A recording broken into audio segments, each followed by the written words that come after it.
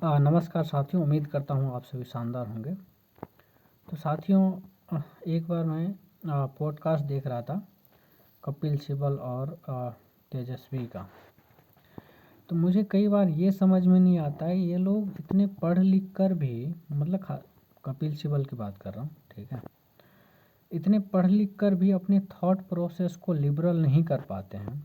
जबकि कपिल सिब्बल बहुत बड़े बड़े ओहदे पर रह चुके हैं, इवन कि आप एजुकेशन मिनिस्टर भी रह चुके हैं इंडिया के, और ऑब्वियस सी बात है लॉयर है ऑलरेडी, ठीक है।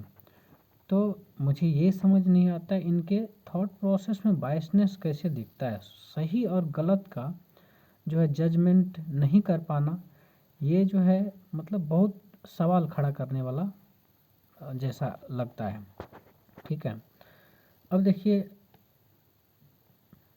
जहाँ तक बिहार की बात करते हैं तो बिहार, देखिए ऑब्वियस सी बात है, जो सर्वे है उसके हिसाब से तो यही कहता है ना, पिछड़ा हुआ है, एजुकेशन बेकार है, पलायन जो है हो रही है, समझे। तो ये तमाम तरह की बातें चलती रहती है, तो होना भी चाहिए, ठीक है। तो आप जैसे इंसान जब तेजस्वी जैसे इंसान की बात करेगा, जबकि आपको पता है पूरे इंडिया में बिहार में सबसे ज़्यादा यूथ है, ठीक है।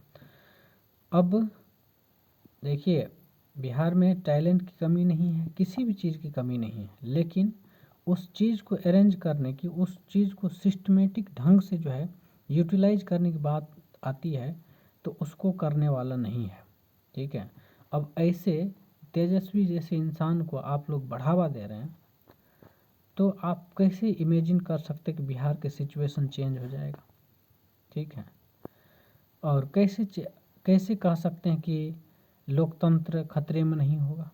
ऑब्वियस ही बात है, बिहार में मेरे मान के चलिए मुझे ही दे दीजिए 5 साल, मैं कहता हूँ 5 साल मुझे दे दीजिए, मैं गारंटी के साथ बोलता हूँ बिहार को कहाँ से कहाँ लेकर जाया जा सकता है, आप इमेजिन भी नहीं कर सकते हैं।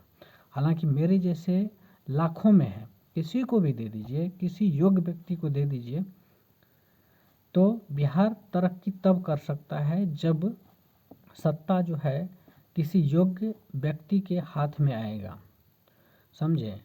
अब योग्य व्यक्ति का मतलब ये नहीं है कि केवल सीएम जो है योग्य होना चाहिए, बल्कि जितने योग्य आदमी है मिनिस्टर के अंदर, वो सब जो है योग्य होनी चाहिए, तभी जाके ये चीज़ पॉसिबल हो सकता है। तो मुझे कई बार इन लोगों की सोच जो है समझ नहीं आती, अभी तक